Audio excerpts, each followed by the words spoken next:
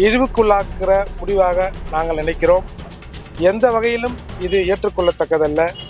ஏனென்று சொன்னால், அதால் நேற்று வரைக்கும் வந்து சிபிசிஐடி நல்லா தான் விசாரிக்குதுன்னு சொல்லிட்டு இன்றைக்கு அவர் என்ன சொல்கிறாரு? அதற்கு ஒரு வாய்ப்பு. நாம் அதிகாரத்தை நோக்கி போகணும். அம்பேத்கர் சொன்னால அதிகாரத்தை நோக்கி போங்க, அதை கைப்பற்றுங்கன்றார்ல.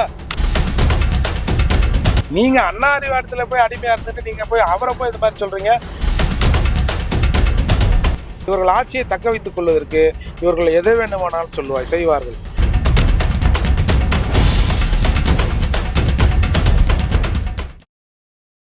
இன்றைக்கு வேங்கவேல் சம்பந்தமாக சென்னையில் அம்பேத்கர் இயக்க தலைவர்கள் கூடி அது குறித்து ஆலோசித்தோம். இன்றைக்கு அறிவிக்கப்பட்டிருக்கிற முடிவு என்பது ஒட்டுமொத்தமான பட்டியல் சமூக மக்களை இழிவுக்குள்ளாக்குற முடிவாக நாங்கள் நினைக்கிறோம். எந்த வகையிலும் இது ஏற்றுக்கொள்ளத்தக்கதல்ல. ஏனென்று சொன்னால், இன்னமும் தொடர்ந்து அந்த ஊரில் 4வது நாளாக அந்த மக்கள் போராட்டம் செய்து கொண்டிருக்கிறார்கள் என்று சொன்னால், அந்த மக்களும் அந்த தீர்ப்பை, அந்த முடிவை ஏற்றுக்கொள்ளவில்லை என்றுதான் அர்த்தம்.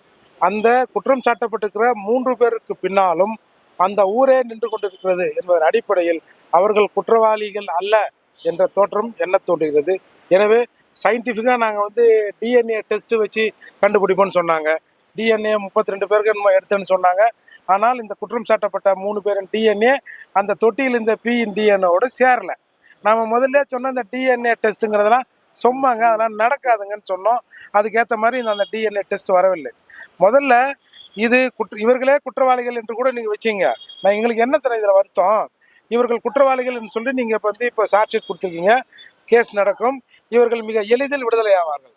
விடுதலையான பிறகு உண்மையாக மலம் கலந்தவன் வெகு சுதந்திரமாக வெளியே சுற்றி கொண்டு இருப்பான். இதுதான் எங்களுக்கு இப்போது இருக்கிற மிகப்பெரிய கேள்வி.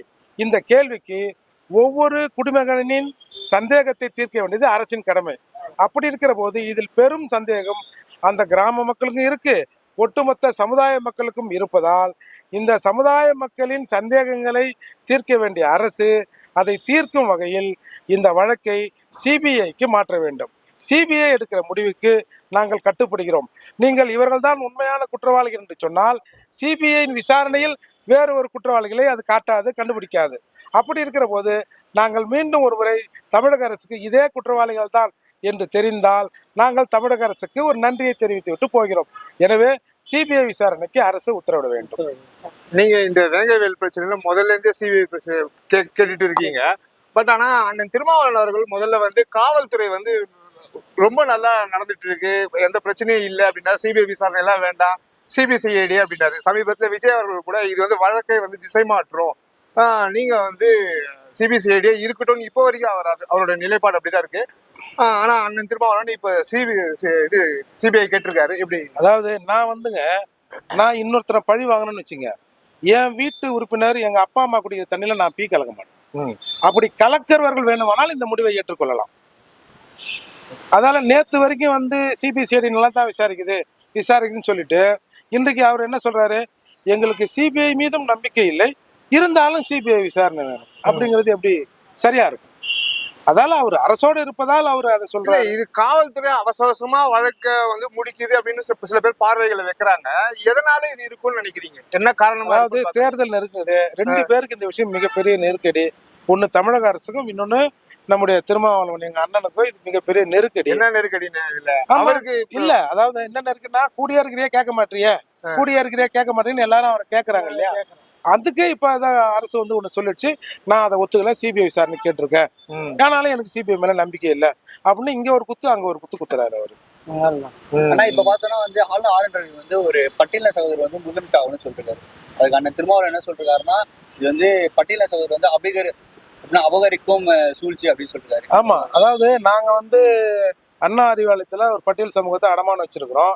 இவர் மீட்டுட்டாருன்னா என்ன பண்றது அப்படின்னு ஒரு சிக்கல் இருக்குல்ல. நான் என்ன சொல்றேன், ஒரு இந்த பட்டியல் சமூகத்துல இருந்து ஒருத்தர் முதல்வர் ஆகிறான்னு வச்சுங்க, அவர் ஒன்றும் செய்வானா? இப்போ எங்கால் சொல்லுவாங்கல்ல, எங்கால் ஒருத்தர் முதல்வர் இருக்கார் தெரியுமா அப்படின்னு எங்க சமூகம் சொல்லும். மாற்று சிந்தனை உள்ளவங்களாம் அவங்களால முதல்வராக இருக்கலாம், பார்த்து வேற எதனா செஞ்சிருவாங்க, ஒரு 5 வருஷம் நம்ம காத்திருப்போம் அப்படின்னாவது மற்றவர்களும் நினைப்பாங்க. அதற்கு ஒரு வாய்ப்பு. நாம அதிகாரத்தை நோக்கி போகணும். அம்பேத்கர் சொல்றாருல, அதிகாரத்தை நோக்கி போங்க, அதை கைப்பற்றுங்கன்றாருல. அப்படி கைப்பற்றுவதற்கு இப்ப சப்போஸ் வேறு யாரோ ஒருத்தர், வேற எந்த கட்சியோ ஒரு பட்டியல் சமூகத்துக்காரனே முதலமைச்சர் ஆக்குறோம்னா நல்லது தானேங்க, ஆயிட்டா நல்லது தானே. தமிழக வரலாற்றில் இது வரைக்கும் நாங்க வந்து ஒரு நல்ல பொறுப்பு கூட திராவிட கட்சிகள் தரமாட்டேங்குது அப்படிங்கிற நிலையில ஒருத்தர் எங்களை முதல்வர் ஆக்குறோம்னா, அப்படின்னு இப்ப முதல்வரான அவர் கோட்டைக்கு தானே போறாரு. அரசியல் தான் முதல்வர் அரசியல் தான் செய்யறாரு. அரசியல்வாதியா அவர் ஆளுநர் பதவி விட்டுட்டு அரசியல்வாதி ஆகட்டுமே அப்படின்னு கேக்குறாங்கல்ல நிறைய. அது அவருக்கு அறிவுரை சொல்ற அளவுக்கு உங்களுக்கு முதல்ல தகுதி இருக்கா? அவர் வந்து ஒரு IPS படிச்சவர். நீங்க அண்ணா அறிவாலயத்துல போய் அடிமையா இருந்துட்டு நீங்க போய் அவரை போய் இது மாதிரி சொல்றீங்க. அது அவருடைய கருத்து. நாளைக்கு இப்ப பிஜேபி ஒரு பட்டியல் சமூகத்துல இருந்து ஒருத்தர தலைவர் ஆகிச்சுல, அவரை வந்து அமைச்சர் ஆகிச்சுல. அந்த மாதிரி உங்க தரப்புல இருந்து ஏதாவது இருந்தா காட்டுங்க சார். எங்களுக்கு யார் எங்களுக்கு முதலமைச்சர் ஆக்குறேன்னு சொன்னான்னா, முதலமைச்சர் ஆவரமா அதுதான் முக்கியம். முதலமைச்சர் ஆனாலும் இப்போ பிஜேபி சார்பில் முதலமைச்சர் ஒருத்தர் ஆகுறாரு.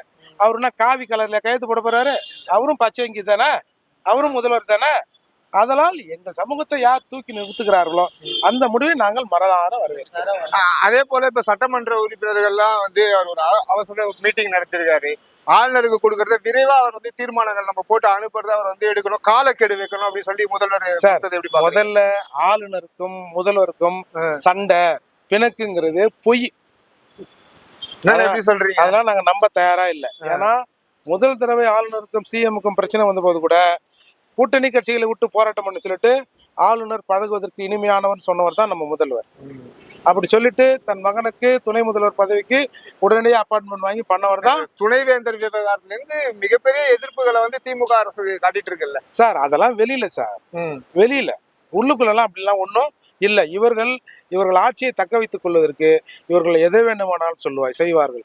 எப்படி கருணாநிதி அவர்களின் சிலையை திறப்பதற்கு வெங்கையா நாயுடு தேவைப்பட்டார், கருணாநிதி அவர்களின் காயலை வெளியிடுவதற்கு ராஜ்நாத் சிங் தேவைப்பட்டார். அப்போல்லாம் அவங்க RSS வளர்க்கணும்னு தெரியலையா? அப்போ அவங்க RSS அங்கே கைட்டு வச்சுட்டு சமூக நீதி காவலர்களா பெரியாரின் பிள்ளைகளா வந்தாங்களா தமிழ்நாட்டுக்கு? அதால இவங்களுக்கு தேவைன்னா அவங்க எது வேணாலும் செய்வாங்க சார். நேற்று சுப்ரீம் கோர்ட்ல இருந்து உதயநிதி அவர்கள் வழக்கை எப்படி பாக்குறீங்க? அது வந்து ஹைகோர்ட்ல எடுக்கலாம்னு பாத்துருக்காங்க. பட் ஆனா உதயநிதி அவர்களுக்கு தமிழக அரசு வந்து ஒரு பாராட்டு தெரிவிச்சிருக்கு. இது வந்து வெற்றி அப்படின்னு சொல்லி பேசிருக்கு. இது எப்படி பாக்குறீங்க? கீழ்மையில இருந்து வரணும்னு சொல்லியிருக்காங்க. இல்ல அது சார், இவங்க நமக்கு இந்த நாட்டுல நடக்குது என்னன்னு தெரியும். இவங்க நீதிமன்றம் சொல்லுகிற இன்ஸ்ட்ரக்ஷனையோ இல்ல இப்படி சொன்னா குட்டுகளை எல்லாம் இவர்கள் ஏற்றுக்கொள்வதாக இல்லை. இவங்க எது பண்ணாலும் பத்தியா சுப்ரீம் கோர்ட்ல போய் நாங்க 3 தடவை திட்டு வாங்கி வந்திருக்கிறோம். 3 தடவை எங்க மனு டிஸ்மிஸ் பண்ணிருக்குது. வேற யாருக்காவது அந்த மாதிரி டிஸ்மிஸ் ஆயிருக்கா? டிஸ்மிஸ் ஆனாலும் சுப்ரீம் கோர்ட்டில் அப்பீல் பண்ற அளவுக்கு நாங்கள் மன தைரியமானவங்க பெருமையா பேசுவாங்க சார். நேற்று இந்த கார் விவகாரமா இருக்கட்டும், இந்த தொடர் பாலியல் விவகாரமா இருக்கட்டும், சமீபத்தில் இந்த பெரம்பூர் இஷ்யூ நீங்க கேள்விப்பட்டிருப்பீங்க. ஒரு 3 சிறுமிகள் அது இஷ்யூவா இருக்கட்டும், அந்த பக்கம் மயிலாடுதுறையில் ஒரு இஷ்யூவா இருக்கு. இல்ல பொதுவா இன்றைக்கு வந்து காவல்துறை செயல்பாடுகள் என்பது கொஞ்சம் கேள்விக்குறியாகத்தான் இருக்கு. காவல்துறை தன்னுடைய கடமையை சரியா இவங்க செய்ய விட்டாங்கன்னா அவங்க வேலையை நீட்டா செய்வாங்க. இன்றைக்கு அதை செய்வதற்கான பல தடங்கள் இருப்பதன் விளைவாகத்தான் காவல்துறை சரியாக செயல்படல. எப்படி அந்த FIR வெளியாச்சோ இதுலயும் இந்த பெண்களுடைய பேரு இதெல்லாம் கொஞ்சம் வெளியா இருக்கு அப்படின்னு சொல்லி இந்த சிறசலப்புகள் சார், ஒரு பரபரப்புகள்லாம் வந்துட்டு இருக்கு. பெண்கள் புகார் கொடுக்குறாங்க, இன்னார் வந்து இந்த மாதிரி பாலியல் சீண்டல் பண்ணிட்டாங்க இல்ல இந்த மாதிரி துன்புறுத்தல் பண்ணிட்டாங்கன்னு கொடுக்குறாங்க சார். ஒரு புலனாய்வு பத்திரிகைன்னா என்ன பண்ணணும்? யாரா இருப்பான் அந்த சீண்டலுக்கு செய்தவன் யார் அப்படின்னு எடுத்து செய்தியை வெளியிட்டா அது ஒரு புலனாய்வு. பாதிக்கப்பட்ட விக்டமை போய் அந்த பெண் வீட்டு முன்னாடி போய் நிற்பது எப்படி சரியா இருக்கும்? அப்போ அந்த பெண்ணின் அந்த கம்ப்ளைண்ட் காப்பில அந்த அட்ரஸ் ஃபோன் நம்பர் இருக்கும். அதை யார் கொடுத்துருப்பாப்போ? கன்சர்ன் போலீஸ் தானே கொடுத்துருக்கணும். இல்லை போலீஸ்ல யாரோ ஒருத்தர் ஒரு ஜெராக்ஸ் எடுத்து ஒரு ஃபோட்டோ செல்லில் ஃபோட்டோ எடுத்து மீடியாக்காரர்களுக்கு எதுக்கோ ஒன்று கொடுத்துருக்காருல்ல. அப்போ பாதிக்கப்பட்டு சொல்ல போறது இல்லை. அப்போ திரும்ப இந்த தவறை சிலர் செய்து கொண்டு தான் இருக்கிறார். இது அரசு மீது அவங்கெல்லாம் ஒரு பயம் இல்லை. சரி, இப்போ பார்த்தோம்னா நம்ம வேங்கவேல் தொடங்கி அண்ணா சிட்டி அந்த பாலியல் சிண்டு வரைக்கும் வந்து எங்கும் எதிலும் முன்னாடி நேரில் செல்லாத முதலமைச்சர் வந்து டங்ஷன் வந்து மதுரை மேலூர் தான் ஏன் சேர்ந்து? அதாவது டங்ஷன் வந்து அந்த ஃபேக்டரி வராதுன்னு அண்ணாமலை அவர்கள் சொன்னார். ஏன்னா இவங்க யாரும் நேரடியாக பர்சனலாக வந்து மத்திய அரசு கூட பேச முடியாது. அவர் திட்டவட்டமாக சொன்னார். இவங்களுக்கு அது வந்து வராது அப்படின்னு தெரியும். அதால இவங்க பொதுவாக ஸ்டிக்கர் ஓட்டுறவங்க தானே. அவங்க சொன்னதை போய் இவங்க நாங்கள் தான் இது செஞ்சோம். சரி, டங்ஷனுக்கு சொன்னல பரந்தூருக்கு செஞ்சு காட்டுட்டு திரும்பவும் ஒரு பாராட்டு பத்திரத்தை நீங்க வாங்கிக்கலாம். உங்களை யார் வேணாங்கிறா? சரிண்ணா, இப்ப திருப்பி இதுலயே வரேன். இந்த யார் அந்த சார் போய் இந்த கார்ல கொடிப்பட்டது போய் யாரு இந்த கார் அப்படின்னு சொல்லி வெளியே பரபரப்பா இருக்கிறது எப்படி பாக்குறீங்க? அதே மாதிரி சார் யாரு, இது யாரு இந்த கார் ட்விட்டர் வந்து ட்ரெண்டிங் ஆயிட்டு இருக்கு. அது பத்தி மட்டும் அதாவதுங்க, அவரவர்கள் பாதுகாப்பை அவரவர்கள் உறுதி செய்து கொள்ள வேண்டியது அவர்களின் பொறுப்புன்னு சொல்லுவாங்கல்ல, அதுதான் இன்னைக்கு நடக்குது. இப்படித்தான் நடக்கும். நீங்க மீறி போனீங்கன்னா பல பெண்கள் நைட்டு போக முடியல அப்படின்னு சொல்லி அங்க போய் எடுத்திருக்காங்க. பல பத்திரிகைகள்ல அது வெளியவே வந்திருக்கீங்க. ஒண்ணு இல்லை, நாளைக்கு வந்து நீங்க அதாவது ஆமா சார், நாளைக்கு 4 திமுக ஆதரவாளர்களை வைத்து ஏன் 9 மணிக்கு பெண்கள் வந்து அந்த சாலையில் போனார்கள், 6 மணிக்கு நீங்க வீட்டுல வந்து இருக்க வேண்டியது தானே. ஆண்கள் போறாங்கன்னா நீங்களே எப்படி போகலாம்னு பேச வச்சாலும் நம்ம ஆச்சரியப்படுறதுக்கு இல்லை.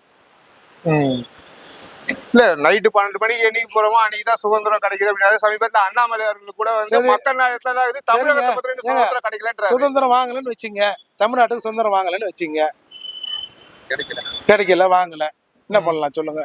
இல்லண்ணா, இப்ப இந்த பாலியல் சீண்டல்கள் நடக்கும்போது யார் அந்த சார்னு கேட்கும் போது எதிர் தரப்புல யார் அந்த கர்ப்பமாக்கிய சார்னு சொல்லி எதிர் தரப்பா பேசுறதை விட இந்த பிரச்சனைக்கு என்ன தீர்வுன்னு பதில் சொல்லலன்றதுன்னு இப்ப தமிழக அரசு ஒரு குற்றச்சாட்டா இருக்கு. தமிழகத்தில் நடக்கிற விஷயங்கள் எதுவும் நம்ம முதல்வருக்கு போய் சேருதாங்கிறது ஒரு சந்தேகம். திருப்பி திருப்பி இது 4 வருஷமாவே போய் எல்லா விஷயத்தையும் கனிம வளம் இதே கேள்விதான் இருக்கு. ஏங்க போன வருஷமே போய் மணல் கொள்ளைனாலும் சாருக்கு போதா தெரியல அப்படின்றாங்க. இது என்னன்னே புரியல. மத்தவங்களோட 70 வயசுல போய் சேரலன்னு ஒரு குற்றச்சாட்டு வந்தது, 74 வயசுல போய் சேரலன்னு தான் குற்றச்சாட்டு வரும். என்னது இது? அவருக்கு முதல்ல இருந்தே போய் சேரல. 4 வருடமாக ஆமா, இந்த நாட்டுல நடக்குது அவருக்கு சரியா தெரியல. தெரிஞ்சா உண்மையில அவர் ரொம்ப மகிழ்ச்சியா இருக்காங்கன்னு அவர் தானே சொல்றாங்க. பூ தூவி வரவேற்கிறாங்கன்றாரு. பூ ஒரு தடவை பூ போட்டாரு பாத்தீங்களா, எப்படி போட்டாருன்னு. ஆனா தட்டோட போட்டாரு பாத்தீங்களா. முதலமைச்சர் என்ன சொல்றாருன்னா சட்டம் ஒழுங்கு வந்து நேரடி பார்வையில் இருக்குன்னு சொல்றாரு. அப்ப எப்படி தெரியாம இருக்கும்? அப்ப பார்வையில் தான் ஏதோ கோளாறு இருக்கிறது.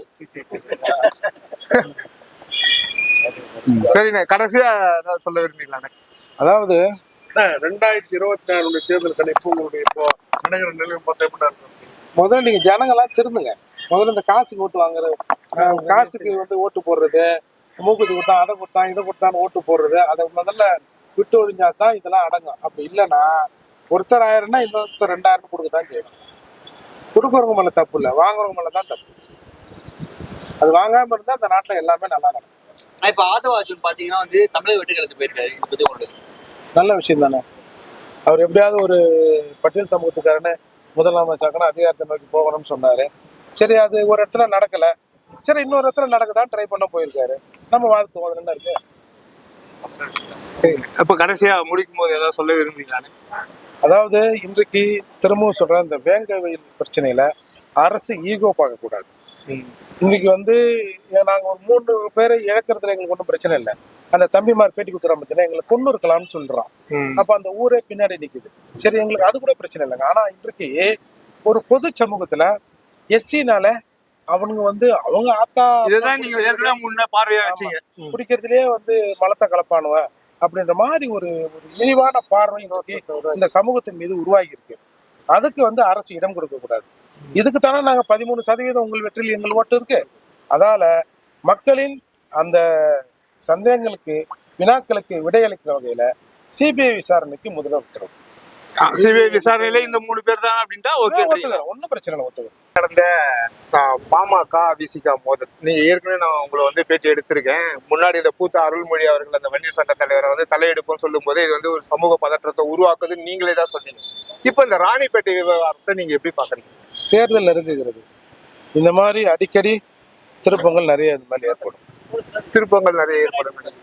இல்ல ஒரு சமூக பதற்றமாவே இந்த ஆமாங்க, சமூக அரசு வேடிக்கை பார்க்குகிறது அப்படின்னு சொல்லி 2 தரப்புல இருந்து சமூக பதட்டம் ஏற்பட்டாதான் சமூகத்துல பெரிய சக்தியா இல்லாதவர்களும் ஆட்சியில் இருக்க முடியும்.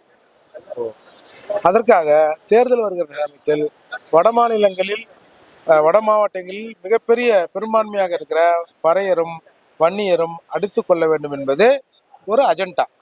அந்த அஜெண்டா இன்றைக்கு வந்திருக்கு. இன்னும் தேர்தல் நெருங்க திருப்பரங்குன்றம் இஷ்யூ ஆனாலும் முஸ்லிம் சமூகமா இருக்கட்டும், இந்து சமூகமா இருக்கட்டும், அரசு வேடிக்கை பார்க்குதுன்றாங்க. இந்த பக்கம் சாதிய பிரச்சனையா இருந்தாலும் வேடிக்கை பார்க்குதுன்ற அந்த குற்றச்சாட்டு இந்த தேர்தலுக்காக தான் நீங்க சொல்றீங்களா? எல்லாமே ஓட்டுக்கள் அடிப்படையில் தாங்க. ஆமா, நீங்க வந்து இவனை கை வச்சா இந்த ஓட்டு பாதிக்கும், இப்போ இவங்க என்ன நினைக்கிறாங்க, சிறுபான்மை மக்களில் அந்த 13% ஓட்டு 11ன்றாங்கல்ல, அது மொத்தமா நம்ம இப்படியே பேசணும்னா நம்ம பக்கம் வந்துடும்னு இவங்க நினைக்கிறாங்க. எதிர்த்தரப்புல அதற்கான ஒருங்கிணைக்கிற வேலையை சரியா செய்யல. யாரும் செய்யல. செஞ்சா இவங்க அந்த மாதிரி பண்ண மாட்டாங்க. ஓகே சார், ரொம்ப நன்றி.